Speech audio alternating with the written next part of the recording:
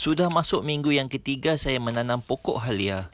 Pada minggu ini saya akan melakukan pembajaan yang pertama. Sebelum pembajaan, media tanam di dalam bekas polybag ini saya gembur-geburkan dahulu. Kerja menggembur tanah ni memang mudah kerana media tanamnya pun poros. Untuk pembajaan saya menggunakan baja subur ataupun growing fertilizer daripada Agrofarm.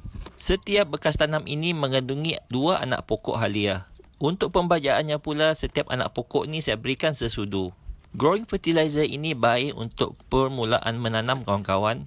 Ianya akan merangsang pokok untuk mengeluarkan daun-daun yang baru. Pembajaan ulangan saya akan lakukan setiap 2 minggu sekali. Dan selepas diberikan baja, saya terus membuat siraman untuk melarutkan baja di dalam media tanam.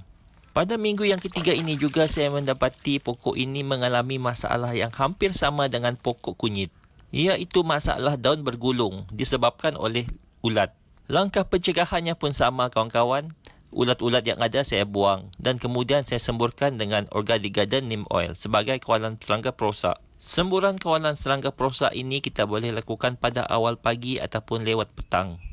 Semburan boleh dilakukan pada keseluruhan pokok, atas dan bawah daun.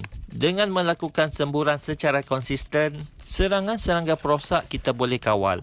Terus ikuti saya untuk kemaskini video yang akan datang. Kita jumpa lagi nanti.